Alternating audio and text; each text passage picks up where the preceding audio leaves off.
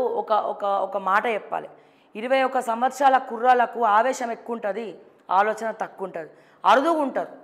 ఏంటి అంటే చిన్న వయస్సులో ఆవేశం ఎక్కువ ఉంటుంది. మనం చూస్తున్నాం, ఇప్పుడు చిన్న చిన్న వాళ్ళని పెట్టుకున్నాం కదా అసెంబ్లీలో.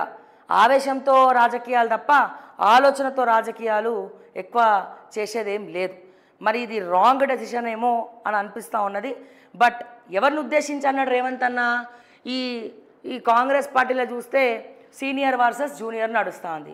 ఈ సీనియర్లు పోతే కానీ జూనియర్లకు కాంగ్రెస్ పార్టీలో సీట్లు ఉండవు, టికెట్లు ఉండవు. మరి ఎవరి సీనియర్లు? రేవంత్ రెడ్డి గారు పొద్దున్న లేస్తే రేవంత్ రెడ్డి గారు పక్కన కూర్చునేది బట్టి విక్రమార్క గారు, ఆ పక్కన కూర్చునేది దుద్దిల్ల శ్రీధర్ బాబు, ఆ పక్కన కూర్చునేది పొంగులేటి శ్రీనివాస్ రెడ్డి, ఆ పక్కన కూర్చునేది ఉత్తమ్ కుమార్ రెడ్డి, ఆ పక్కన కూర్చునేది కొండా సురేఖక్క, ఆ పక్కన కూర్చునేది సీతక్క. వీళ్ళందరూ చూసినా ఏజ్ ఎక్కువనే, మినిమం ఒక 55 నుండి 60, 70, 60, 65 మధ్యలో ఉంటుంది. వీళ్ళని దాటి యువ నాయకులకు కానీ తీసుకొచ్చే టికెట్లు ఇచ్చే ప్రసక్తి లేదు. మరి కాంగ్రెస్ పార్టీలో ఈ సీనియర్ రాజకీయం పోవాలంటే ఏం చేయాలి? మరి 21 ఏళ్ళ తీర్మానం తీసుకురావాలి, పొమ్మనకుండా పొగ పెట్టాలి. పొగ ఎడబెట్టాలి మనము పాపం. కానీ రేవంత్ అన్న పొమ్మనకుండా పొగ ఎక్కడ పెడదామన్నా అది దీపావళిలో పేలని బాంబు లెక్కనే రేవంత్ అన్నకు కొత్త పంచాయతీ స్టార్ట్ అయిందనే చెప్పుకోవాలి. సో ఒకసారి మనం చూద్దాం, దానికి సంబంధించిన వార్త చూసిన తర్వాత మరి ఎవరెవరు ఏమేమి రాజకీయాలు చేస్తున్నారు, మా తెలంగాణ ప్రజల పరిస్థితి ఏంది? మరి తులం బంగారం దీపావళి కానీ ఇస్తారా?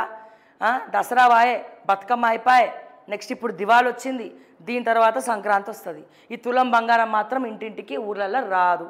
420 హామీలు మాత్రం గుండు సున్నా అయిపోయింది. ఓకే, మరి ఏంది కథ అనేది మనం ఒక్కొక్కటిగా మెల్లగా మాట్లాడుకుందాం. దానికంటే ముందు మరి రేవంత్ అన్న ఏం తీర్మానం చేద్దాం అనుకుంటుండు? ఈయన అక్కడకు రాని తీర్మానాలన్నీ చేస్తాడు అన్ని రాజకీయానికి సంబంధించి. ఇప్పుడు 21 సంవత్సరాల యువత రాజకీయాల్లోకి రావాలని చెప్పి రేవంత్ అన్న ఎవడన్నా తీసుకపోయి వినతి పత్రం ఇచ్చిండా? రేవంత్ అన్న ఇగో 21 సంవత్సరాలకు మేము రాజకీయాల్లోకి రావాలనుకుంటున్నాం, నువ్వు తీర్మానం జై అని ఎవడన్నా అడిగిండా రేవంత్ రెడ్డిని? ఎవరు అడగలే. ఏం అడిగినాం మేము? తులం బంగారం అడిగినాం, ఆడపిల్లలకు పెళ్ళిళ్ళు ఏమని అడిగినాం, ఓకే, మా ఆశా వర్కర్లకు ఆశ పెట్టకుండా పెన్షన్లు ఇవ్వండి అని అడిగినాం, మా అవుట్సోర్సింగ్ ఉద్యోగులకు జీతాలు ఇవ్వమని అడిగినాం, మా నిరుద్యోగులకు నిరుద్యోగ భృతి ఇస్తారని చెప్పి మాట ఇచ్చి తప్పినటువంటి కాంగ్రెస్ పార్టీని నిరుద్యోగ భృతి ఇమ్మని అడిగినాం, ఉద్యోగాలు ఇమ్మని అడిగినాం. ఓకే, ఆ ఉద్యోగాలు ఏమి ఇస్తుర్రో ఏమో మీ దేవుడు ఎరుగా, మీరు మీ దుద్దుల శ్రీధర్ బాబే మాట్లాడుకోవాలి. అండ్ అదే రకంగా ఆరోగ్యశ్రీ ఇమ్మని అడిగినాం, హాస్పిటల్లో మందులు లేవు సార్, మందులు ఇవ్వండి అని అడిగినాం, బళ్ళు అడిగినాం, మళ్ళీ ఏదో నాసి రకమైనటువంటి ఆహారం మా గురుకులాలలో పెడుతుర్రు, మళ్ళీ దాని గురించి కూడా మాట్లాడతాడు మరి రేవంత్ అన్న. గురుకులాలలో ఒకళ్ళిద్దరు చచ్చిపోతే మాట్లాడొద్దట, మాట్లాడితే అది ప్రతిపక్షం అవుతుందట.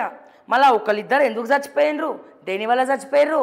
మీ కాంగ్రెస్ ఎమ్మెల్యేలు కానీ, మీ కాంగ్రెస్ మంత్రులు కానీ, మీ ముఖ్యమంత్రి కానీ, రేవంత్ రెడ్డి గారు కానీ సమీక్ష జరిపిండా, సర్వే జరిపిండా, ఐఏఎస్లను పంపించిండా, రిపోర్ట్ తయారు చేసిండ్రా? ఏం చేసిండ్రని? ఏం చేయలే. మళ్ళీ దాని గురించి మాట్లాడొద్దు, దాని గురించి ప్రశ్నించొద్దు. చచ్చిపోయిన వాళ్ళు అని చెప్పి పోయి ఎట్లుంటుందంటే మనమే చంపేసిపోయి దండేసి రావాలి. ఇటువంటి పరిస్థితిలో మరీ ఘోరంగా తెలంగాణ ముఖ్యమంత్రి మాట్లాడడం అనేది మామూలు విషయం కాదు. ఓకే, ఆయన ఏం మాట్లాడుతుండో అప్పుడప్పుడు ఆయనకే అర్థమవుతలేదు. ప్రిపేర్ అయ్యండి సార్ అంటే ప్రిపేర్ గారు. అట్లీస్ట్ మా మన్సూర్ వచ్చిండు, కొత్తగా మన్సూర్ సార్ వచ్చిండు, మన ఆయన అన్ని శాఖలలో పనిచేసిండు. ఆయన వికీపీడియా చూస్తే నాకు కళ్ళు తిరిగి కింద పడిపోయినా నేను. ప్రతి వింగులు ఉన్నాడు. మరి అటువంటి ఎక్స్పీరియన్స్ పర్సన్ అని అడగండి. మరి సిపిఆర్ఓ ఉన్నాడు కదా, అది అది అది లేదు. నిండా అది ఏమంటారు, మింగా మెతుకు లేదు, మీసాలకి సంపెంగం అన్నట్టు మా తెలంగాణ పరిస్థితి ప్రస్తుతం గతి లేదు. ఇక ఫ్యూచర్లో విజన్ రైజింగ్ తెలంగాణ అని మా రేవంత్ రెడ్డి గారు చెప్తా ఉన్నారు. వినతి పత్రాలు ఓరొచ్చియలే, ఎవరైనా వచ్చిర్రా తెలంగాణ ప్రజలారా?